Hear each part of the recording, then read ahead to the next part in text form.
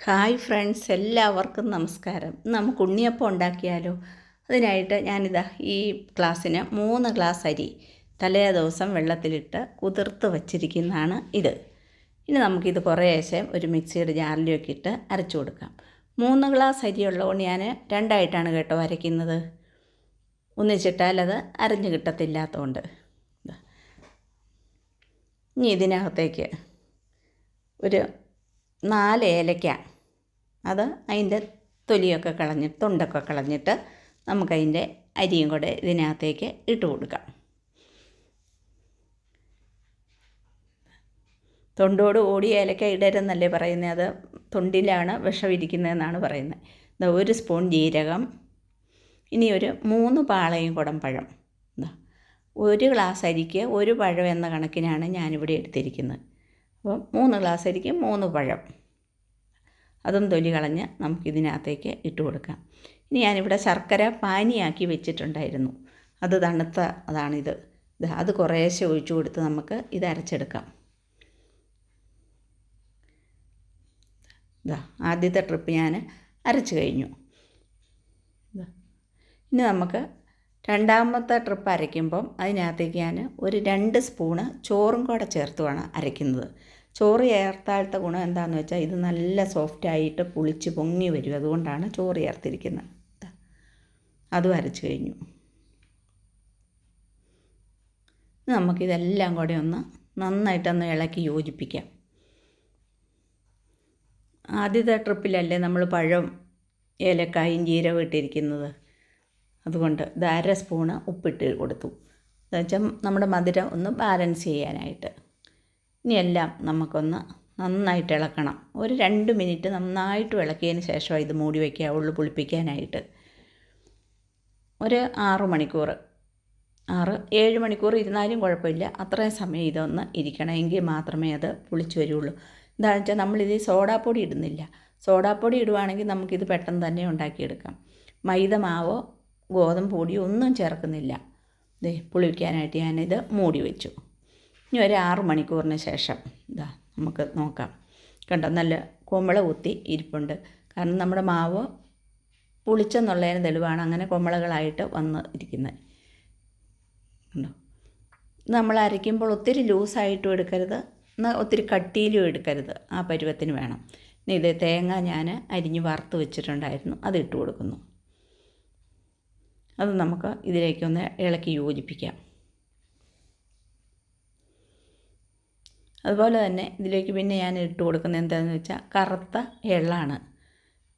കറുത്ത എള്ളും തേങ്ങായും നമ്മളിത് കഴിക്കുമ്പോൾ, ഉണ്ണിയപ്പം കഴിക്കുമ്പോൾ ഇങ്ങനെ കടിച്ച് നമുക്ക് കഴിക്കാനൊരു പ്രത്യേക സ്വാദാണ്.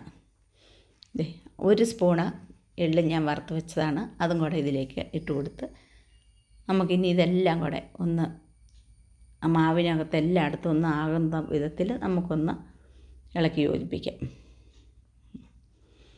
നമുക്ക് ഉണ്ണിയപ്പത്തിൻ്റെ അച്ച് ഞാൻ വെച്ചിട്ടുണ്ടായിരുന്നു സ്റ്റൗവേൽ. നമുക്കിതിലേക്ക് എണ്ണ ഒഴിച്ച് കൊടുക്കുന്നു. ഇത് ഹൈ ഫ്ലെയിമിൽ വെച്ച് ഒരിക്കലും ഉണ്ണിയപ്പം ഉണ്ടാക്കരുത്, എന്നാൽ ലോ ഫ്ലെയിമിലും ആകരുത്. ഒരു മീഡിയം ഫ്ലെയിമിൽ വേണം നമുക്ക് ഇത് വയ്ക്കാൻ. ഹൈ ഫ്ലെയിമിൽ വെച്ചാൽ കരിഞ്ഞു പോകുന്നതിനും അതിൻ്റെ അകം വേവത്തുമില്ല.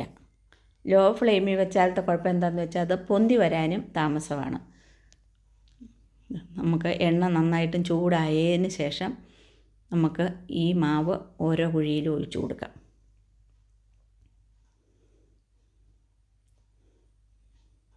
ഇത് മാവ് പുളിച്ചെങ്കിൽ നമ്മുടെ ഉണ്ണിയപ്പം ഇങ്ങനെ പൊന്തി വരും, ഇല്ലെങ്കിൽ അത് ഇങ്ങനെ അതിൻ്റെ നടുവ് അങ്ങോട്ട് കുഴിഞ്ഞു പോകും. അതാണ് മാവ് നമ്മുടെ കൂട്ട് ശരിയായോ എന്നറിയുന്നത്. കണ്ടോ, ഇപ്പം നമ്മുടെ ഉണ്ണിയപ്പം ഇത് കണ്ടോ നന്നായിട്ടും പൊന്തി വന്നു. ഇനി മറിച്ച് നമുക്കിടാം. ഇത്രയായി കഴിയുമ്പം മറിച്ചിടാം. ഞാൻ മറിച്ചിട്ട് കഴിഞ്ഞു.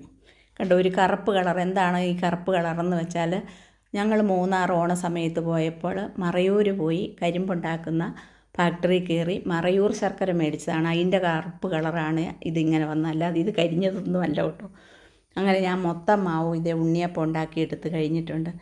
3 ഗ്ലാസ് അരിക്ക് 60 ഉണ്ണിയപ്പം ഇവിടെ കിട്ടിയിട്ടുണ്ട്. ഇത് കണ്ടോ, നല്ല സോഫ്റ്റായ ഉണ്ണിയപ്പം. കണ്ടാൽ തന്നെ അറിയാൻ മേലെ. ഇത് കണ്ടോ, അതിൻ്റെ മുകളും അടിവശവും മുകൾ ഭാഗവും ഒരുപോലെ പൊങ്ങി വന്നിരിക്കുന്നത് കണ്ടോ. കണ്ടോ, നമ്മുടെ മാവിൻ്റെ കൂട്ട് ശരിയായെങ്കിൽ മാത്രമേ ഇങ്ങനെ വരുള്ളൂ. ഇത് കണ്ടാലറിയാമല്ലോ, നല്ല ബോണ്ട പോലെ വന്നു ഉരുണ്ട്. കണ്ടോ, അല്ലെങ്കിൽ ഇത് മാവ് റെഡി അല്ലെങ്കിൽ അത് അങ്ങനെ നടുവ് കുഴിഞ്ഞങ്ങ് പോവുകയും ചെയ്യും, കട്ടിയായിട്ടിരിക്കുകയും ചെയ്യും. നമുക്ക് ഒരെണ്ണം ഒന്ന് മുറിച്ച് നോക്കാം എങ്ങനെയുണ്ടെന്ന്. ഇത് എണ്ണ കയ്യിൽ ഇതിങ്ങനെ വന്നത്, ഇത് എടുത്ത് ഉടനെ ഞാൻ ചെയ്ത് കണ്ടോ കേട്ടോ, എണ്ണ ഇങ്ങനെയല്ല, അത് എണ്ണ കുടിച്ച ഉണ്ണിയപ്പമൊന്നുമല്ല. കണ്ടോ, ഇതിനകം നല്ല വല പോലെ ഇരിക്കുന്ന കണ്ടോ.